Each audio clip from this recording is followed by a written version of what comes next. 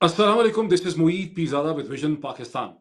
Vision Pakistan एक sequence of discussions है पाकिस्तान के होने वाले मुमकिना 2024 फरवरी 2024 के इलेक्शन के तनाजर में।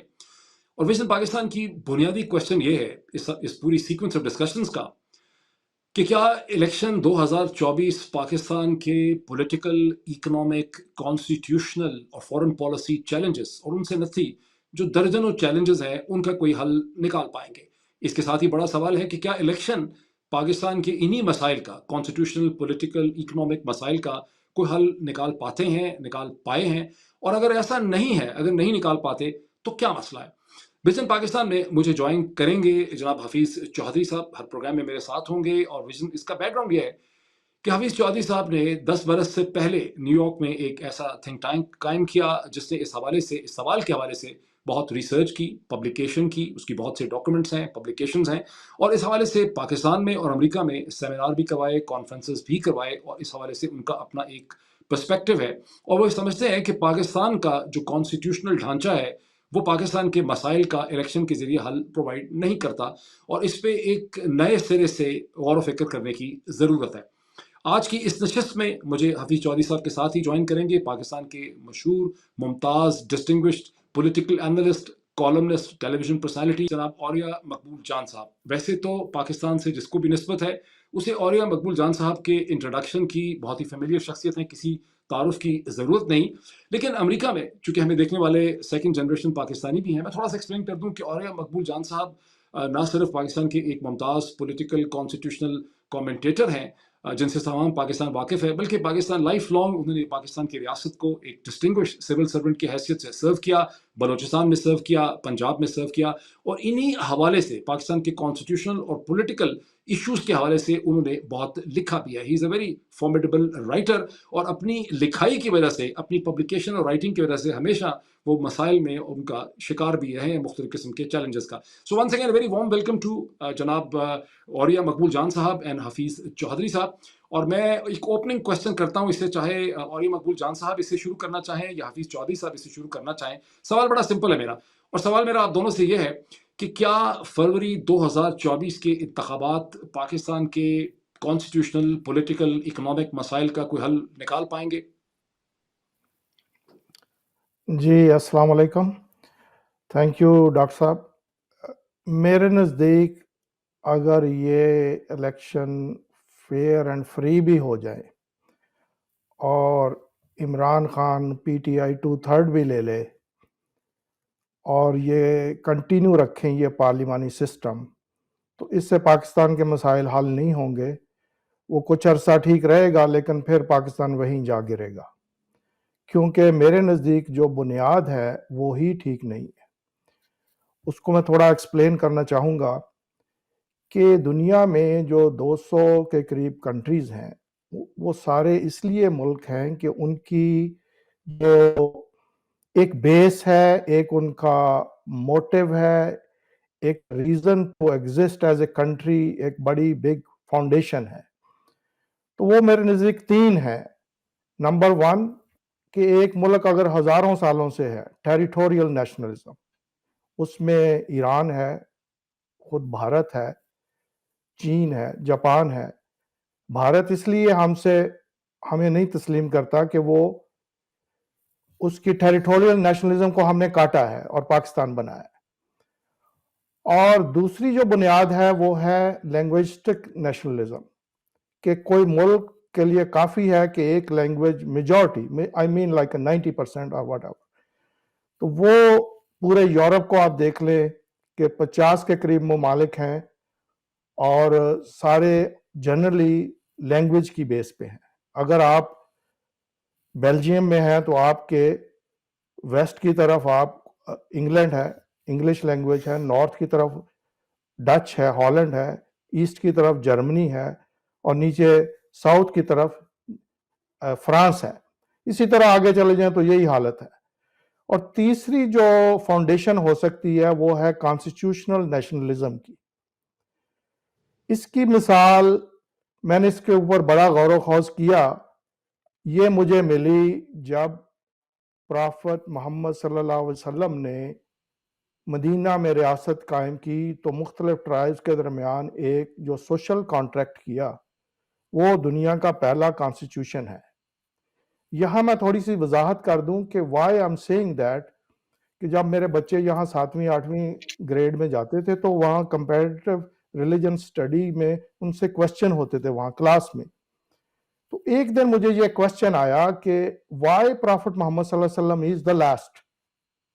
تو I have to tell my children, my daughter, and I told her that کہ کوئی 10,000 سال سے جو لوگ آدم سے لے کے رسول پاک صلی اللہ علیہ وسلم تک جو پرافٹ آئے ہیں وہ ان میں سے کوئی بھی سوائے پرافٹ محمد صلی اللہ علیہ وسلم کے سوشو پولیٹیکل اکنامک جسٹس قائم نہیں کر سکا. ٹھیک ہے وہ ان کی اسٹرگل راستے میں ہی ختم ہو گئی. ان ٹھیک میں ہے میکسیمم حفیظ حضرت صاحب موسیٰ یہ کو میں اس کو آپ ختم کا کر رہا نا ہوں, مجھے جسٹ ایک منٹ دے دیں میں اس کو وائنڈ اپ کر دوں. اور اس میں جو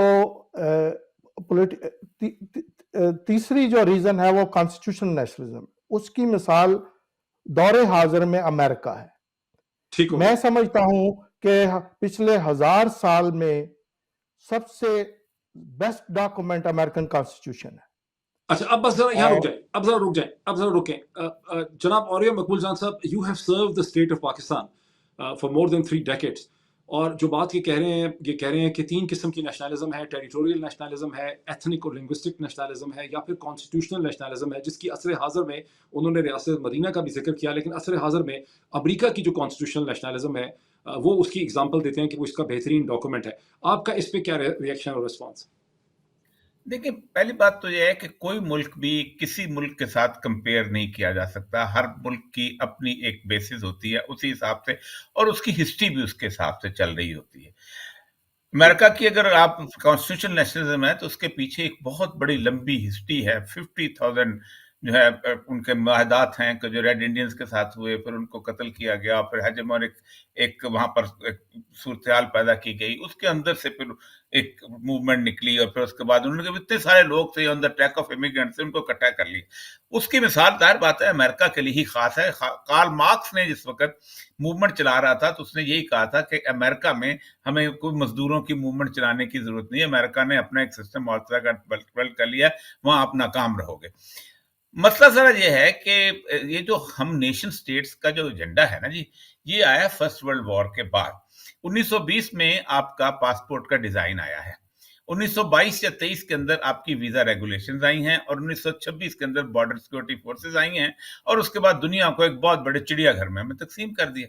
اس سے پہلے تو ہوتا یہ تھا کہ بغداد کا تاجر جو تھا اٹھتا تھا اور حکیم بغدادی کے نام پہ لاہور میں دکان کھول دیتا تھا, اور لاہور کا بندہ جاتا تھا تو ہندی تاجر کے طور پہ پورے کے پورے علاقے میں. تو یہ دنیا کا چڑیا گھر ایک خاص مقصد کے لیے بنایا گیا تھا, تاکہ لگزمبرگ بھی اگر ہوگا تو اس کی فوج ہوگی, اس کی ایئر فورس بھی ہوگی, اس کی چھوٹی سی نیوی بھی ہوگی, اور آپ کا ملٹری انڈسٹریل کمپلیکس بھی چلے گا. اور یہ اس کو انہوں نے باقاعدہ امپلیمنٹ کیا. اور پھر خلافت عثمانیہ کو توڑ کے انہوں نے جس طریقے کے ساتھ انہوں نے پورے اس کے 57 کم از کم 22-23 ملک جو اس علاقے کے بنائے, اس کے اندر بھی جتنا چھوٹا ملک تھا, جتنا تیل ملک تھا, اس کو چھوٹا ملک بنا دیا گیا. اب مسئلہ سارا یہ ہے کہ اس سارے سینیریو کے اندر پاکستان کو ہم اس کی تاریخ سے علیحدہ نہیں کر سکتے. پاکستان کا مسئلہ یہ ہے کہ پاکستان کے اندر 150 سال کی جو تاریخ ہے نا گورے کی, آپ کو پتہ ہے 1920 میں پہلے الیکشن ہوئے تھے, اور 1920 میں جو بندہ پرائم منسٹر جیتا تھا اس کا نام تھا ہری سنگھ غور, اور وہ بندہ جو تھا اس کی 48 سیٹیں تھیں, اس کے مقابلے میں جو گورا تھا اس کی 46 سیٹیں تھیں.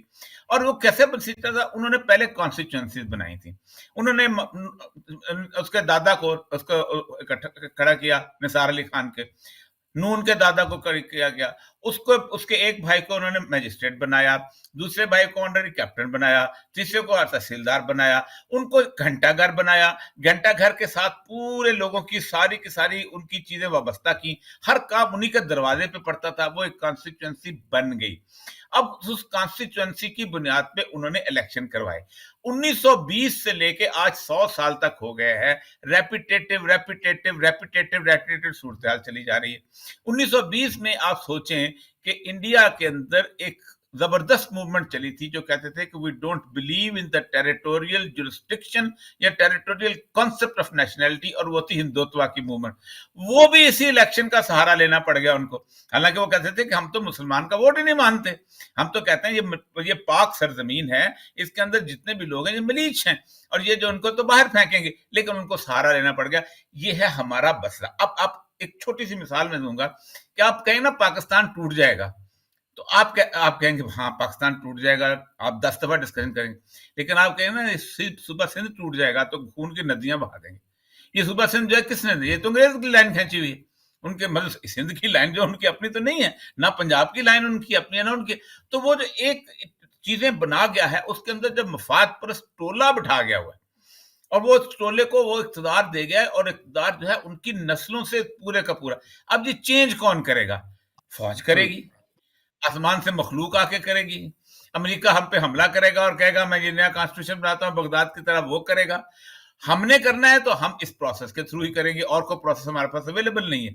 اگر ہم فوج کو دیں گے تو فوج کا جو ہے وہ ظاہر بات ہے، یا خان آئے گا اپنی مرضی کے ساتھ 4 صوبے بنا دے، اس سے اور اپنے خان انٹرسٹ. کہے گا چاروں. اچھا یہ مجھے اب اس پہ ذرا مجھے بڑا زبردست، پہلے میں یہ کہوں گا کہ it was very informative for me to know کہ یہ پاسپورٹ کا جو ڈیزائن ہے انٹرنیشنلی چل رہا ہے، یہ 1920-22 سے پہلے اس طرح سے ایگزسٹ نہیں کرتا تھا. اور یہ مقبول جان صاحب نے بہت مفصل ہمیں یہ بتایا کہ کیسے نیشن اسٹیٹ سے پہلے امپیریل آرڈر ایگزسٹ کرتے تھے جن کے اندر لوگ آسانی سے ٹریول کر سکتے تھے. جو بات مجھے سمجھ آئی ہے ان کی وہ یہ کہ یہ ڈھانچہ جس طرح سے بنا ہے، جس طرح سے اس کا ارتقاء اور ایوولوشن ہوئی ہے، اس میں تبدیلی کرنا کوئی اتنا آسان کام نہیں ہے، بیکاز یہ ایک ریپیٹیٹو طریقے سے یہ اب ڈھانچہ لوگوں کے ذہنوں میں اور ان کے سسٹم کے اندر پیوست ہو چکا ہے، اور اس کو کیسے کوئی تبدیل کرے گا؟ حفیظ صاحب آپ کے ذہن میں کیا ہے؟ آپ نے سنا ابھی اور مقبول جان صاحب کو کہتے ہیں اس کو تبدیل کرنا اتنا آسان نہیں ہے، کیا طریقہ ہوگا؟ جی یہ تبدیل ہو سکتا ہے میرے نزدیک. پہلے تو یہ ہمیں یہ دیکھنا ہوگا کہ پاکستان کی جو بنیاد ہے وہ کانسٹیٹیوشن نیشنلزم کے اوپر ہے. یہاں مختلف طرح کی جو لینگویسٹک قومیں تھیں، یعنی پنجابی، بنگالی، بلوچ، سندھی، پٹھان، تو کشمیری، تو ان کے درمیان ایک جسٹیفائیڈ فیئر سوشل کانٹریکٹ نہیں ہوا. اور جب 14 اگست 1947 کو پاکستان بنا تو بغیر کانسٹیٹیوشن کے بنا. تو میرے نزدیک جو 16 دسمبر 1971 کو پاکستان دو لخت ہوا تو اس کی وجہ صرف ایبسنس آف کانسٹیٹیوشن ہے. اس کو میں تھوڑا ایکسپلین کر دوں، کیونکہ کوئی بھی کامیابی یا ناکامی اس کی ملٹیپل ریزن ہو سکتی ہیں، لیکن ان ملٹیپل ریزن میں ایک بنیادی ریزن ہوتی ہے. اگر وہ بنیادی ریزن اکر نہ ہو تو وہ کامیابی بھی نہیں ہوتی، نہ وہ ناکامی ہوتی ہے. تو پاکستان کا جو دو لخت ہونا ہے وہ ایبسنس آف کانسٹیٹیوشن ہے. آئی ڈونٹ بلیو 56 اور 62 کا کوئی کانسٹیٹیوشن تھا لیجیٹیمیٹ.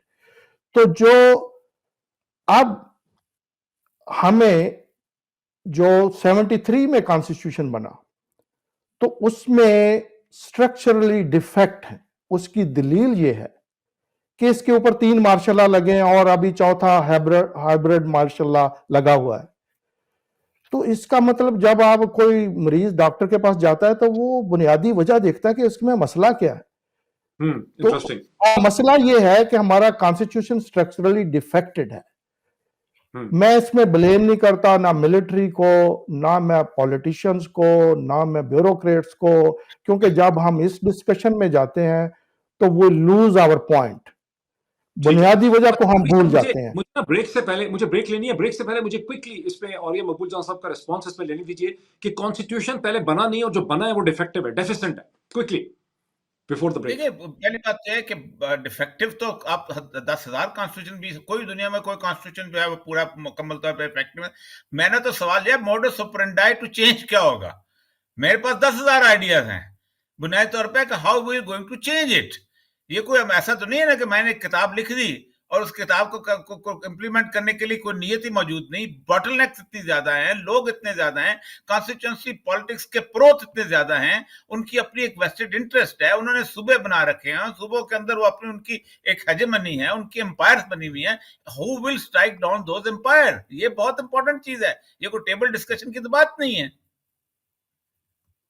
बिल्कुल सही है। मैं इस एक पे ब्रेक ले आते लूँ हैं। क्योंकि ये बड़ा इंटरेस्टिंग एक पॉइंट है कि कॉन्स्टिट्यूशन डेफिशिएंट है या विल नहीं है उसको इम्प्लीमेंट करने की। लेकिन मैं एक ब्रेक लेता हूँ। ब्रेक के बाद दोबारा डिस्कशन को इसी पॉइंट से जारी करते हैं। मेरे साथ रहिए विजन पाकिस्तान में। नाज़रीन, welcome back to vision Pakistan. मेरे साथ हैं जनाब और मकबूल जान साहब और मेरे साथ हैं हफीज़ चौधरी साहब। हफीज़ चौधरी साहब, क्विकली मेरी इस दफ़ा कोशिश ये होगी कि ज़रा हम क्विक कंप्लीट करें ताकि कम से कम 3-3 दफ़ा हम ले सकें दोनों पार्टिसिपेंट्स को एक सेक्शन में। जी, क्विकली। वो कहते हैं कि कॉन्स्टिट्यूशन की विल ही नहीं है इम्प्लीमेंट करने की। कॉन्स्टिट्यूशन क्या करे बेचारा? नहीं, उन्होंने ये कहा है कि कॉन्स्टिट्यूशन को कैसे चेंज करें। वो नहीं, वो ये भी कह रहे हैं कि जो इसका पार्लियामानी डायरेक्ट कोई सिस्टम है बात इस नहीं है, वक्त विल जो नहीं है। विल नहीं, नहीं है विल तो इम्प्लीमेंट की। है। अगर अगर कोई भी पॉलिटिकल पार्टी 2/3 मेजॉरिटी ले ले तो इसी कॉन्स्टिट्यूशन के मुताबिक वो कॉन्स्टिट्यूशन को अमेंड कर सकते हैं। लेकिन इसमें एक बहुत बड़ा लेकिन है, बट वो ये है कि उस पार्टी को पहले लोगों को अपने मैनिफेस्टो में बताना पड़ेगा। अगर वो नहीं बताएंगे ना कि हम कॉन्स्टिट्यूशन के बेसिक स्ट्रक्चर को बदल रहे हैं टू प्रेसिडेंशियल सिस्टम, तो वो फिर जो चैलेंज हो जाएगा सुप्रीम कोर्ट में कि आपने लोगों को बताया नहीं है, ये कॉन्स्टिट्यूएंट असेंबली नहीं है। मैंने एक अटॉर्नी से, पंसोटा साहब से मेरी डिस्कशन हुई थी, तो उन्होंने कहा कि अगर कोई पार्टी मैनिफेस्टो में बता के आए और लोगों के वोट इस बुनियाद पे ले, तो then it can not be challenge. अगर वो 2/3 लेते हैं, they can change the constitution to what ever they want. तो इस वक्त मेरे ख्याल में कायदे आजम के बाद पाकिस्तान में जो इमरान खान है, उसका थ्रू आउट द कंट्री, जैसे हर सूबों में वो है, हर तबके में वो है, तो अगर वो ऐसे 2/3 ले और वो ये कॉन्स्टिट्यूशन को बदल सकता है, लेकिन उसको पहले अभी बताना चाहिए। अगर उसने बदलना है, वो उसको छुपा के ना रखे किसी भी मसलियत की वजह से। ही शुड ब्रिंग इट ये बड़ा अप। मुश्किल बात कर दी है कि इमरान खान कौर मकबूल साहब, इस पे आपका क्या रद्द अमल है कि इमरान खान बदल सकता है, 2/3 इसका उसको एक, मिल एक जाए? इसके एग्जाम्पल ऐसी है कि बांग्लादेश की जो असेंबली में 161 वोट लिए थे शेख मुजीबुर रहमान ने, तो उसने वहां पर असेंबली का इजलास बुलाया था। तो जब वो कॉन्स्टिट्यूशन ड्राफ्ट करने की सूरत हाल आई तो उन्होंने कहा ये आइन जो है उस आइन के तहत हुआ है, इसलिए दोबारा इंतखाब कर। आपको याद होगा कि उसने 6-7 माह के बाद दोबारा कॉन्स्टिट्यूएंट असेंबली के इंतखाब करवाए थे और उसने कहा था हम पुराने इंतखाब होना ये हो, अगर आप करना भी चाहते हैं तो आप एक रेजोल्यूशन के जरिए अपने उस इंतखाब को सरेंडर करना पड़ेगा, क्योंकि ये फिर चैलेंज हो जाएगा कि हमने बताया हुआ था मंशूर में, इसलिए ऐसा नहीं होगा। आपको दोबारा फिर कॉन्स्टिट्यूएंट असेंबली के नाम पे आपको इंतखाब कराने पड़ेंगे और दोबारा एक कॉन्स्टिट्यूशन आपको ड्राफ्ट करना पड़ेगा। मैं इसको आसान तरीन बात बताता हूं कि अगर इसके अलावा भी अगर आप पहले स्टेप के तौर के ऊपर 97 मुल्क इस वक्त दुनिया के अंदर ऐसे हैं कि जहां कॉन्स्टिट्यूंसी खत्म कर दिया है और उन्होंने पार्टी वोट रखा हुआ है। कम से कम 97 डेमोक्रेसीज हैं जिनमें अच्छा, जर्मनी भी रियली? इस वक्त देखें ना, आप आपके यहाँ 10% वाला 11% वाला असेंबली में पहुंच रहा है।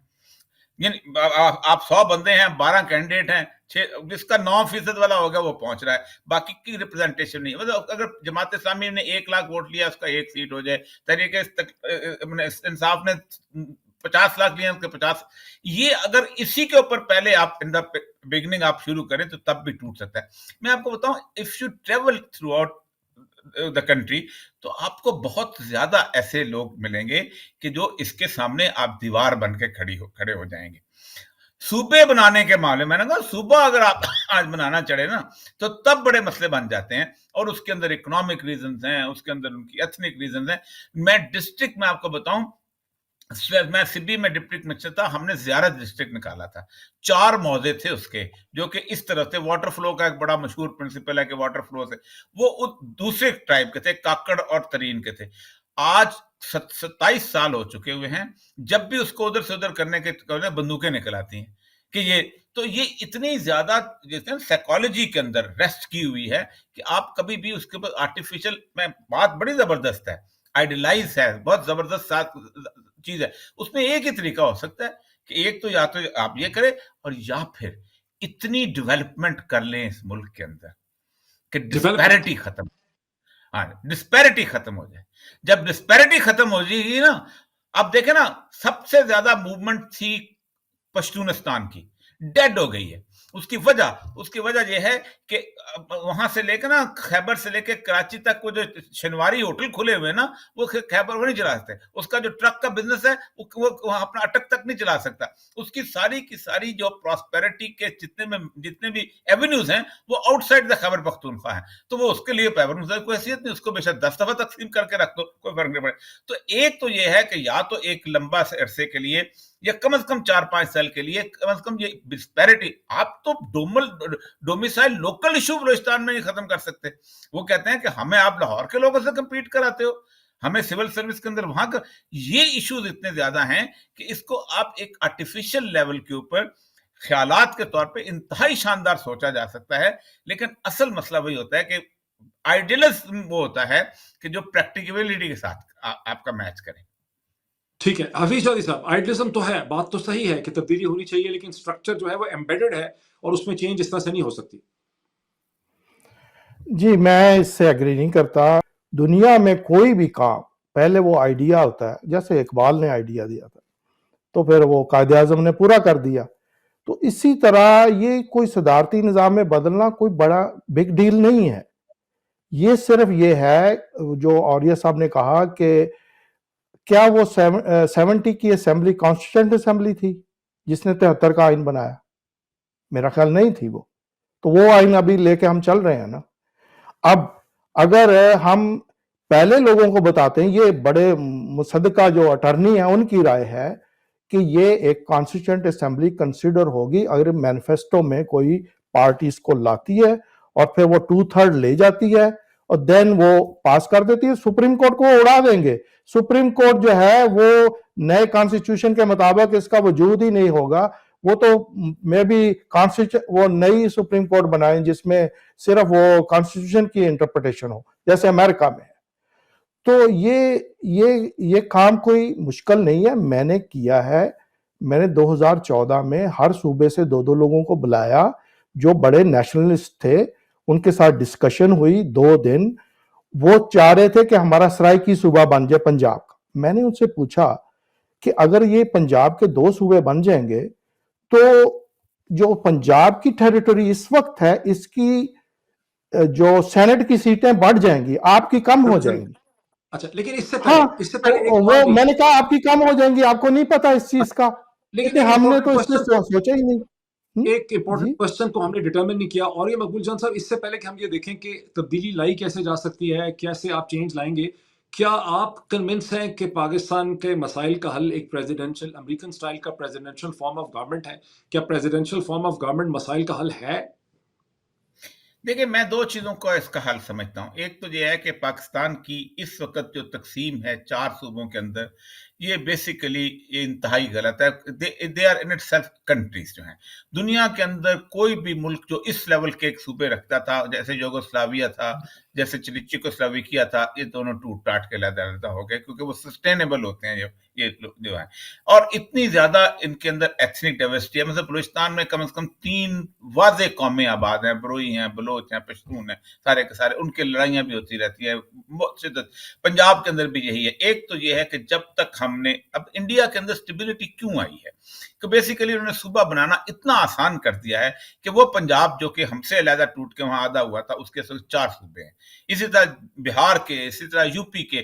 ایک تو یہ ہے کہ جب تک آپ ان کی ایتھنک لائنز کو نہیں توڑتے, اور وہ ٹریڈیشنل جو کہ ان کے پاور سینٹرز کے, لاہور پاور سینٹر ہے اس کو نہیں ختم ہونا چاہیے, کوئٹہ پاور سینٹر ہے اس کو نہیں ختم ہونا چاہیے, پشاور پاور سینٹر ہے نہیں ختم ہونا چاہیے, کراچی. یہ جب پاور سینٹر زیادہ سے زیادہ کریں گے تو آٹومیٹکلی ایک لوز سی صورتحال بن جائے گی. پاکستان کو اصل میں یہ شروع دن سے کہ 4 قومیتوں نے مل کے بنایا, اس کا بالکل الٹا ہے. حالانکہ پاکستان, میں نے پنجابی ہونے سے انکار کیا تھا تو یہ ملک بنا تھا, ورنہ پنجابی تو بہت تھے. میں نے سندھی ہونے سے انکار کیا تھا تو یہ ملک بنا تھا. اصل مسئلہ یہ ہے کہ یا تو پہلے اس کو بیسس کے بنیاد پہ اس کو کھڑا کریں, اور دوسری بات یہ ہے کہ جہاں تک انہوں نے کہا نا, پہلی بات یہ ہے کہ 2/3 میجورٹی بھی اگر آپ لے لیں اور یہ کہیں تو آپ کی پارٹی جو ہے گی وہ اس کا بات کے ایک کسٹم نہ اٹھے گا سپریم کورٹ میں. آپ کی پارٹی نے الیکشن جیتا ہے, کانسٹیٹیوشن چینج, لیکن باقی جن لوگوں نے ووٹ نہیں دیا وہ نہیں. ہاں اس کے لیے آپ کو دوبارہ واقعی الیکشن, اور یہ سپریم کورٹ نے ہیلڈ کیا ہے بنگلہ دیش کی, اور انہوں نے کہا کہ نہیں, آپ اس کو پاکستان کی آئین بنانے کے لیے آپ کی کانسٹیٹیوشن بنی تھی, آپ دوبارہ بنگلہ دیش کا آئین بنانے کے لیے علیحدہ آپ یہاں پر انتخابات پھر وہ کرانے پڑیں گے, پھر پریپریشن کریں. یہ ایک ایسا لمبا آئیڈیالوجیکل صورتحال ہے, اس پہ ڈسکشن 3-3 4-4 دن بلکہ 3-3 4-4 ہفتے ہو سکتی ہے. ٹھیک ہے, لیکن بریک سے پہلے حفیظ صاحب آپ کیوں سمجھتے ہیں کہ پریزیڈنشل, دوسری بات ہے صوبوں کی بھی انہوں نے بات کی, آپ سمجھتے ہیں پنجاب کی ڈویژن نہیں ہونی چاہیے, وہ سمجھتے ہیں کہ نئے صوبے بننے چاہیے, جو 4 صوبے ہیں یہ خاصا ڈیفیکٹو قسم کا ماڈل ہے. بریک سے پہلے کوئکلی. جی میرے نزدیک جو اس وقت پاکستان کے 150 کے قریب ڈسٹرکٹ ہے نا, وہاں ڈائریکٹلی الیکٹڈ میئر ہوں ود پینل کے ساتھ, جس میں پولیس کمشنر, جس میں وہ لینڈ کمشنر, جس میں ایجوکیشن ہیلتھ کا کمشنر اور ایمرجنسی کا 5 کمشنر ہوں, تو وہ پاور ساری وہاں چلی جائے گی اور صوبے بنانے کی ضرورت نہیں ہے. اور پاکستان اس وقت جو جیوگرافیکل باؤنڈری لگ چکی ہے نا, اس کو توڑنا اگر بنانے ہیں تو پھر سندھ کے 2 بنانے پڑیں گے, پنجاب کے بھی 2, اور اسی طرح سب کے. لیکن وہ میرا خیال ہے کہ 10-15 سال بعد جا کے میں بھی یہ کام ہو سکے, لیکن فوری طور پہ حفیظ ہر صاحب ذہن میں یہ ڈسٹرکٹ, رکھیے کہ جس ملک میں آپ ہیں امریکہ میں, وہاں پر صرف میئر نہیں ہے شہروں کے الیکٹڈ, یہاں پر 50 اسٹیٹس کے ڈائریکٹلی الیکٹڈ گورنر بھی ہیں, اور ہر اسٹیٹ کے اندر بائی کیمرل لیجسلیچر ہے, الاسکا کو چھوڑ کے, جہاں ہاؤس بھی ہے اور سینٹ بھی ہے. نہیں, نہیں یہ ایکسپیریمنٹ میں کر یہی چکے ہیں. بات کہہ رہا ہوں کہ ایکسپیریمنٹ جب تنویر نقوی صاحب نے, مشرف صاحب نے بڑا زبردست ایکسپیریمنٹ کیا تھا, اور ہم ان سے لڑنے جایا کرتے تھے. اور ایک دفعہ ہوا یہ تھا کہ ہم نے کہا تھا independent office of the deputy commissioner جو پولیس کا تھا, وہ ہم نے کیا, اور وہ کم از کم 8 سال چلا اور واپس آ گیا. اس کی وجہ یہ ہے کہ رئیسانی میئر آ گیا تھا, اور اس کے بعد رند کی لڑائی تھی, تو اس نے کہا تھا 5 سال بعد کوئی دوسرا میئر آئے گا تو میں جاؤں گا. انڈیپینڈنٹ آفس کی اتنی ضرورت ہے جہاں پر الیکٹڈ بندے نے جو کچھ کیا ہے اس پورے پوز کر, اور جو انڈیپینڈنٹ آپ نے کمشنر کہتے ہیں پولیس والا, تو اگر آپ کا مخالف نون لیگ کا آ گیا پولیس کا میئر اور آپ ہوئے پی ٹی آئی کے, آپ کا تو نسلیں خراب کر دے گا وہاں پر. اصل مسئلہ یہ ہے کہ آپ پوری کی پوری سٹرکچر کو اسٹڈی کریں, اور پھر اس کے بعد یہ ایکسپیریمنٹ ہم 8 سال کیا ہے. جنرل تنویر نقوی صاحب میری یوں بحث ہوتی تھی, کیونکہ میں بلوچستان سے ریپرزینٹ کرتا تھا. میں نے کہا آپ یہ ماڈل جو ہے نا, یہ جہاں سے لے کے آئے ہیں, وہاں اس طرح کی صورتحال نہیں تھی کہ ہماری 5 صدیوں کی بدماشیاں چلتی تھیں. جاٹ میئر آ جائے تو گجر نہیں جائے گا ادھر, جاٹ پولیس کمشنر الیکٹڈ آ جائے تو اپنا گجر نہیں جائے گا. تو انڈیپینڈنٹ آفس جو گورے نے اسٹیبلش کیا تھا, that was after 21 years of discussion in Hafeez صاحب parliament. بریک سے پہلے کوئک کامنٹ لے لیں حفیظ صاحب کو. جی حفیظ صاحب کوئکلی. جی میں یہ سمجھتا ہوں جیسے انہوں نے کہا اور یہ سامنے کہ یہ پورا سسٹم آئے گا تو ہوگا. میں نے صرف اگزامپل دی ڈسٹرکٹ کی, اس میں پریزیڈنٹ بھی ڈائریکٹلی الیکٹ آئے اور گورنر بھی اور ڈسٹرکٹ میئر بھی, اور جو لیجسلیٹر ہے وہ علیحدہ الیکشن, وہ علیحدہ الیکٹ ہوگی. تو وہ پورا سسٹم آئے گا تو پھر ایسے ہو سکے گا. صرف آپ ابھی اسی سچویشن میں کرنے سے وہ کچھ نہیں ہوگا. اور باقی جو وہ اپنے ایکسپیرینس بتا رہے ہیں اوریہ صاحب, تو میں سمجھتا ہوں کہ جتنے بھی ایکسپیریمنٹ ہوئے ہیں پاکستان کو پیچھے ہی دھکیلا ہے سب نے, اور کہاں پہنچا دیا ہے ابھی. اور ہمارے جو جی ایک بریک ہم لے لیں, اور ایک پرنسپل کوشچن وہیں پہ رہ جاتا ہے کہ جس کو ایڈریس نہیں کیا گیا, اور وہ کوشچن یہ ہے کہ پریزیڈنشل سسٹم نیسیسریلی کیوں بہتر ہے. آخر پریزیڈنشل سسٹم جیسے کہ امریکہ میں ہے, اسے پاکستان کے پارلیمانی نظام پہ کس قسم کی فوقیت حاصل. میں چاہوں گا کہ اس کے اوپر بھی دونوں میرے پارٹیسپینٹ تھوڑا سا اپنا ایک ریئیکشن اور رد عمل ہمیں دیں, لیکن ایک بریک کے بعد. Welcome back to the discussion vision Pakistan. جی سب سے پہلے حفیظ صاحب یہ تو اسٹیبلش کر لیں آپ, چونکہ آپ کلیئرلی سمجھتے ہیں کہ پریزیڈنشل فارم آف گورنمنٹ امریکہ کی طرح کا ہونا چاہیے, یہ تو اسٹیبلش کر لیں 2 منٹ کے اندر کہ پریزیڈنشل فارم کو آخر امریکہ والے اسٹائل کو پاکستان کے پارلیمانی نظام کے اوپر فوقیت کیوں ہے. میں نے یہ نہیں کہا کہ امریکہ کے اسٹائل کا پاکستان میں ہونا چاہیے. جو میں نے ڈرافٹ دیا ہے وہ 50% اس میں ڈیفرنٹ ہے, وہ پاکستان کے حساب سے میں نے ڈیزائن کیا ہے.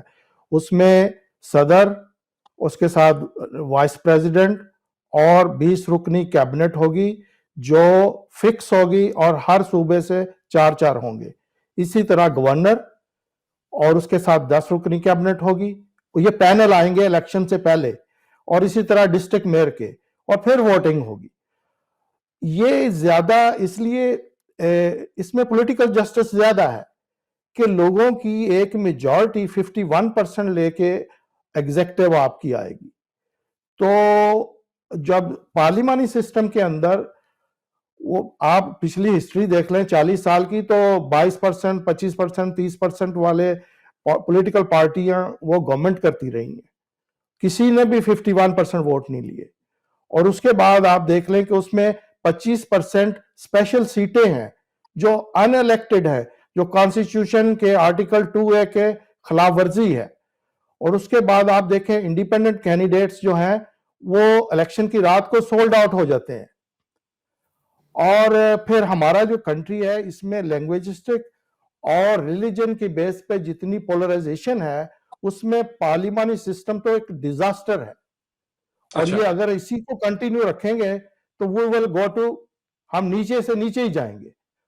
اور جی، جب اور یہ تک مقبول جان صاحب، ابھی آپ دیکھ لیں کہ یہ جو پچھلے 20 ماہ سے ہو رہا ہے کنٹری میں، یہ پارلیمانی سسٹم کے اندر انہوں نے جان بوجھ کے یہ ویکنیس اور فلا رکھے ہوئے ہیں تاکہ ٹھیک ہے جیسے مرضی وہ کر لیں اس کو. جی. اور ابھی یہ جو مقبول جان صاحب، دیکھیے جی میں اور آپ یہ کو عرض کروں، ہم نے پارلیمانی سسٹم بنایا، زبردست بنایا. ضیاء الحق نے اس کو ذرا سا ٹرن کر دیا اور اس نے اس کے 58 2B اور سارا کچھ اختیارات اس میں شامل کیے. نواز شریف صاحب نے اس کو پھر کو بدل کر کے ٹھیک ٹھاک واپس پارلیمانی سسٹم میں لگا دیا. ہم نے کہا بڑا پارلیمان سسٹم ہے، لیکن یہاں پر مسئلہ یہ ہے کہ یہاں مسئلہ ہے کہ آپ کے بندے پہ ڈیپینڈ کرتا ہے کہ وہ کہاں اور کہاں بیٹھا ہوا ہے. آصف زرداری کو ہم نے پریزیڈنٹ ہاؤس میں بٹھایا، دونوں کے دونوں وزیر اعظم جو تھے نا وہ اس کے دروازے کے چپڑاسی بن گئے. اس نے پورے کا پورا پریزیڈنشل سسٹم بنا دیا. پارلیمنٹ سسٹم کہاں تھا آصف زرداری کے زمانے میں؟ گون. وہ تو پریزیڈنٹ جو تھا وہ آلموسٹ کالنگ آل شاٹس. بلکہ وہ ہمارا پرنسپل سیکرٹری میری دوست ہے، وہ میرے سے سینئر ہوتی تھی، وہ وہاں سے کچی پینسل سے لکھ کے آتا تھا، اس کو مٹا کے وہ خود پرنسپل سیکرٹری اس کے اوپر پین سے لکھا کرتی تھی. اچھا، یہ میرا صورتحال ہے. کوئک کوشچن آپ سے ہے کہ آصف علی زرداری نے یہ کیسے کیا، جبکہ اس وہ تو کہتے تھے، بڑی پرائیڈ لیتے تھے کہ میں نے اپنی پاورز جو ہیں وہ بھی پرائم منسٹر کو دے دی ہیں. دیکھا نا، پارٹی ہیڈ، آپ نے پارٹی ہیڈ تھا، اور پارٹی ہیڈ اس نے اس کو مسئلہ ہوا، اس نے یوسف رضا گیلانی کو سپریم کورٹ کے اس طریقے سے نکلوایا، پھر اس کو پرویز مشرف کو لے آیا. اچھا مشرف آیا، پریزیڈنشل سسٹم کچھ نہیں، کوئی اختیار نہیں تھا اس کے پاس. ایز اے پریزیڈنٹ مشرف کے پاس کوئی اختیار تھا. آپ مجھے بتائیے، کیا ظفر اللہ جمالی اس کے سامنے بول سکتا تھا؟ کیا اس کے سامنے شوکت عزیز بول سکتا تھا؟ حالانکہ وہ اس وقت وہاں صرف ایک وردی پہنی ہوئی تھی نا اس نے، باقی تو آپ کا پورا سسٹم. اصل مسئلہ یہ نہیں ہے. اصل مسئلہ بنیادی طور پر میں آپ سے یہ کہتا ہوں کہ کیا کیسے یہ ایک بڑا گریجول پروسیس ہے جس کو ہم نے کبھی نہیں ہونے دیا. اگر پاکستان میں گریجول پروسیس چلتا رہتا، میں سچی بات بتاؤں، بے شک ایسے ہی چلتا رہتا. میں آپ کو ایک مثال آپ کو دیتا ہوں. سبی میں تھا تو خیر بخش مری سے زیادہ اینٹی پاکستان نام کوئی نہیں ہے. بلوچوں کا بہت بڑا نام تھا. اس کا بیٹا چنگیز مری جو ہے وہ الیکشن لڑنے کے لیے آیا. لوگ جو تھے اس کے پاؤں کو ہاتھ لگاتے تھے کہ یہ بندہ جو ہے جی اپنا اس کو ووٹ دینا. تھمبنگ میجورٹی سے جیتا. اسی جگہ میں ڈپٹی کمشنر تھا 97 کے الیکشن کے اندر، سرو نہیں کر سکا. ایک ایسے بندے سے ہارا جس کا باپ پنجابی اور ماں سندھی تھی، بلوچ بھی نہیں تھا. تو یہ ایک پروسیس ہوتا ہے ویڈنگ آؤٹ کا، جو کہ وقت کے ساتھ ساتھ چلتا رہتا ہے. ذرا حفیظ صاحب کو مجھے ٹیز کرنے دیں اس میں. حفیظ صاحب دیکھیں، ابھی آپ نے دیکھا کہ سپریم کورٹ آف پاکستان کے پاس کہنے میں تمام پاورز ہیں. سپریم کورٹ ایک اٹانومس انڈیپینڈنٹ ادارہ ہے، اسی طرح سے الیکشن کمیشن آف پاکستان بھی ایک انڈیپینڈنٹ اٹانومس ادارہ ہے. لیکن جو سینٹر آف گریوٹی ہے پاور کا، وہ چونکہ ملٹری اسٹیبلشمنٹ کے پاس ہے. کوئی قانون ایسا لکھا ہوا نہیں ہے جس کے ذریعے وہ الیکشن کمیشن آف پاکستان کو بھی کنٹرول کر رہے ہیں اور سپریم کورٹ آف پاکستان کو بھی کنٹرول کر رہے ہیں. لیکن پریکٹیکل حقیقت ہے کہ وہ کنٹرول کر رہے ہیں، وچ ڈوٹیلز ود جو کہ اور یہ مقبول جان صاحب نے کہا کہ آصف علی زرداری کے پاس ریٹن پاورز نہیں تھی، لیکن آصف علی زرداری کے پاس پولیٹیکل کنٹرول تھا، اور اس کے دونوں پرائم منسٹر جو تھے وہ بالکل اس کے چپڑاسی تھے. اس پہ آپ کا کیا رد عمل ہے؟ پہلی بات تو یہ ہے کہ جتنے بھی پاکستان میں پریزیڈنٹ آئے ہیں مارشل لا کے ذریعے، وہ کوئی صدارتی نظام نہیں ہے. It's a dictatorship. You can't say that, don't mix up that one. دوسری جو آپ نے بات کی، یہ اس وقت ہوگا جب آپ کو ڈر نہیں ہوگا کسی کا، آپ نے ڈائریکٹلی ووٹ لیا ہوگا. اب جو پارلیمانی سسٹم کے اندر کولیشن گورنمنٹ ہے، وہ ان کو پتا ہے اس کی گورنمنٹ انہوں نے ہٹا ہے، اور اسی خوف سے وہ سارا جو ہے نا وہ نظام جو ہے وہ بڑا ویک ہوتا ہے، اور وہ ان کی ڈکٹیشن لیتے ہیں جو بھی اسٹیبلشمنٹ کی. تو کیونکہ ان کے ہاتھ میں ہوتا ہے سارا کچھ کہ ایک گروپ کو ادھر کر دیں تو گورنمنٹ گر جائے گی. تو جب یہ چیزیں نہیں ہوں گی نہ ڈسٹرکٹ لیول پہ، نہ صوبے لیول پہ، نہ کنٹری فیڈرل لیول پہ. جب یہ چیزیں نہیں ہوں گی تو پھر اب امیجن کریں کہ اگر عمران خان نے 4 کروڑ ڈائریکٹلی ووٹ لیے ہو، کسی کی جرت نہیں ہوگی اس کو آ کے کچھ مطلب ڈکٹیشن دینے کی کسی بھی معاملے. تو یہ ویکنیس ہے اس کی. وہ آپ دیکھیں، وہ آپ اس کی ہسٹری دیکھیں، وہ خود ہی مانتا ہے کہ اس کو سب کچھ پتا تھا شروع دن سے. Why he was taking on کہ چلیں کوئی بات نہیں، ان کی باتیں مانتا رہا. حالانکہ اگر وہ چاہتا تو پہلے دن ہی وہ کچھ بولڈ سٹیپ لے سکتا تھا کہ ایٹ لیسٹ پنجاب کے اندر وہ ڈسٹرکٹ میئر کے الیکشن کروا دیتا. اس میں کوئی کانسٹیٹیوشن امینڈمنٹ نہیں چاہیے تھی. میں وہ اس پہ ذرا چاہتا اور تو اسمبلی توڑ دیتا. لے کر جاؤں بہرحال اس اس چیز نے کو. کچھ نہیں کیا. اور جی یہ مقبول جان صاحب، ایک بنیادی جو چیز یہاں پہ فرق ہے امریکن پریزیڈنشل سسٹم میں اور برطانوی پارلیمانی نظام میں، کہ پرائم منسٹر ڈائریکٹلی الیکٹڈ نہیں ہوتا بلکہ اس کو ہاؤس الیکٹ کرتا ہے، جس کی وجہ سے پاکستان میں سازش ہوتی ہے. یہی چیف منسٹر کی صورتحال ہے. جبکہ امریکہ میں پریزیڈنٹ اور گورنر ڈائریکٹلی الیکٹڈ ہوتے ہیں، وہ لوگوں کا ووٹ لے کر آتے ہیں. میرا خیال ہے ایک سینٹرل پوائنٹ ہے. اس پہ آپ کیا کہیں گے؟ دیکھیں، پہلی بات یہ ہے کہ میں نے پہلے بات چھڑی تھی کہ امریکہ کو آپ دنیا کے کسی دوسرے ملک سے کمپیئر نہیں کر سکتے. کسی ملک بھی کسی دوسرے ملک سے کمپیئر. امریکہ کا سسٹم آپ اٹھا کے برطانیہ میں نافذ کر سکتے ہیں؟ کبھی نہیں کر سکتے. فرینچ سسٹم جو ہے، انہوں نے سب سے پہلے صوبے توڑے، فیوڈم توڑی، ختم کیا، پر نہیں نافذ ہو سکتا. آپ مجھے بتائیں 1973 کے اندر سوئٹزرلینڈ میں عورتوں کو ووٹ دینے کا حق حاصل ہوا. 1973 میں کیا یورپ میں یہ نافذ ہو سکتا تھا؟ اپنے ملک کو ہم نے اپنے حساب سے سوچنا ہے. اور یہ جو کانسٹیٹیوشن ڈرافٹنگ ہوئی ہے، یہ ڈرافٹنگ جو ہے وہ لیٹر پیریڈ سے ایوالو ہوتی رہی ہے دنیا کے ہر ملک کے حساب سے. میں اپنے مسائل کے حساب سے میں آپ کو بتا رہا ہوں کہ ہم کہاں ہیں، ہم کیا کر. حالت آپ کی یہ ہے کہ آپ کے پاس 2/3 میجورٹی نہیں تھی، اس کے پاس ذوالفقار علی بھٹو کے پاس 2/3 میجورٹی نہیں تھی نواز شریف کے پاس. تو اب یہ لوگ تو آئے رہے ہیں. اور میں نے تو پریزیڈنٹ زرداری کی آپ کو بات کی. پھر اس کے بعد یہ ہے کہ یہی لوگ ہیں کہ جو وردی کے اندر لوگوں کو الیکٹ بھی کرتے رہے، سب کچھ کرتے رہے. پاکستان کے اندر سب سے بڑی مسئلہ یہ ہے کہ Pakistan is not a welfare state, it's a security state. اور ہمارے ہاں جو ایک قسم کا تھریٹ پرسیپشن کریٹ کر کے مرغی کے بچوزوں کی طرح ہم کو اکٹھا کرنے کی کوشش کی جاتی ہے. اور سب سے بڑی بات یہ ہے کہ ہمارے کم از کم 2 صوبے ایسے ہیں جن کو انگریز نے صوبہ کنسیڈر نہیں کیا تھا، اسٹریٹجک ایریا کے طور پہ کیا تھا کہ وہاں ہماری مرضی کی گورنمنٹ ہونی چاہیے، کیونکہ بارڈر ایریا ہے، روس آ رہا ہے، فلاں آ رہا ہے، اب بھی یہی ہے، افغانستان آ رہا ہے. تو یہ اتنے بڑے مسئلے ہیں، اس کے اوپر سیریسلی تھنک. میں مانتا ہوں ہو سکتا ہے کہ پریزیڈنٹ اور پارلیمانی کو ہائبرڈ سسٹم نکل آئے کو ہمارے اس کے مزاج کے مطابق باقی چیزوں. لیکن ایک چیز جو پریزیڈنٹ سسٹم کو سپورٹ کرتی ہے کہ ہم سارے کے سارے کرزما پہ جاتے ہیں، اور کرزما بڑی امپورٹنٹ چیز ہے. اور لیکن کرزما کا مسئلہ یہ ہے کہ صرف 3 نکلتے ہیں. قائد اعظم ہے، بھٹو ہے اور عمران خان ہے. پیچھے تو کرزما ہے ہی نہیں، اور کرزما کا ہم نے گلا گھونٹتے ہیں کہیں نہ کہیں. تو اس میں ایک ہے کہ کرزما کے ساتھ اگر ملے پریزیڈنٹ پھر تو ٹھیک ہے.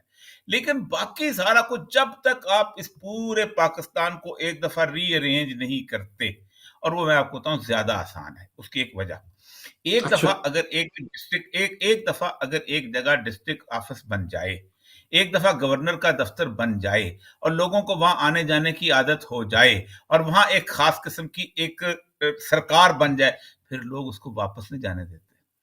منڈی بہادین کی پوری کوشش کی تھی پرویز لائن نے واپس جائے، نہیں جا سکا تھا. اگر آپ نے کہا ہمت کر کے یہ صوبے بنا لیں، میں آپ کو کہتا ہوں اس کی جب اپنی ایک سرکار بن جائے گی، اپنی ایک اسمبلی بن جائے گی، اپنے تو بس ایک تھوڑا سا ہمت کرنے والی بات ہے.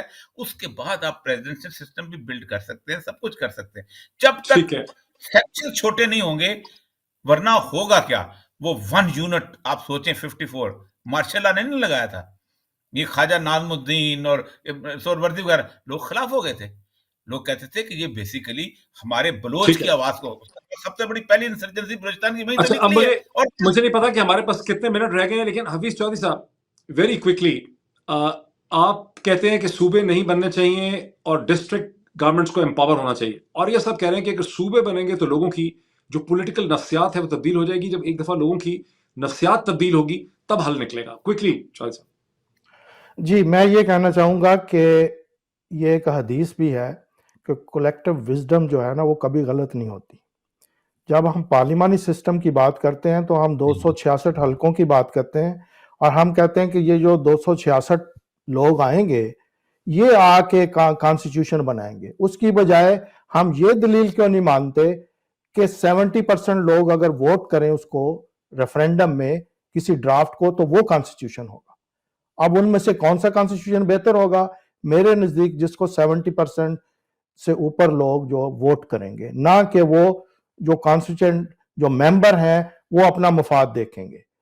اور جہاں تک وہ بحث ہے کہ جی صوبے ابھی جو بنانے جو اور یہ سب کہہ رہے ہیں، تو یہ ڈیٹیل ڈسکشن ہے. جب اس کے اوپر کام ہوگا تو جو میں اپنے ڈرافٹ کی بات کر رہا ہوں وہ ضروری نہیں کہ وہی ہو، لیکن اس میں ڈسکشن ہوگی آگے مطلب وہ ایسے جیسے ہم کر رہے ہیں تو اس کا ایک پھر فائنل بنے گا. پھر فائنل وہ ایک پارٹی لے کے جائے اپنے مینیفیسٹو میں اور یا اس کو، لیکن یہ ہمیں کرنا پڑے گا، ورنہ جو آپ نے حشر دیکھ لیا 3.5 4 سال عمران خان رہا لیکن وہ ناکام ہو گیا.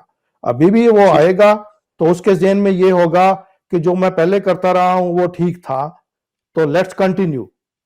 یہ مجھے بہت بڑا کلیئر ہے. بالکل صحیح. اچھا میں حدیث کے مسئلے کے حدیث کی بات آ گئی ہے، حدیث کی بات آ گئی ہے. انہوں نے حدیث کیا ہے، وزڈم اس کے اوپر نہیں ہے. قرآن بڑا واضح ہے اور حدیث بھی یہ ہے. سواد اعظم کا ایک لفظ ہے کہ سواد اعظم جو ہے میرا وہ قرآن کہتا ہے وَإِن تُطِعْ أَكْثَرَ مَن فِي الْأَرْضِ يُضِلُّوكَ عَن سَبِيلِ اللَّهِ. اے نبی اگر تم زمین پر بسنے والوں کی اکثریت کے پیچھے جاؤ گے تو تم یقیناً گمراہ ہو جاؤ گے.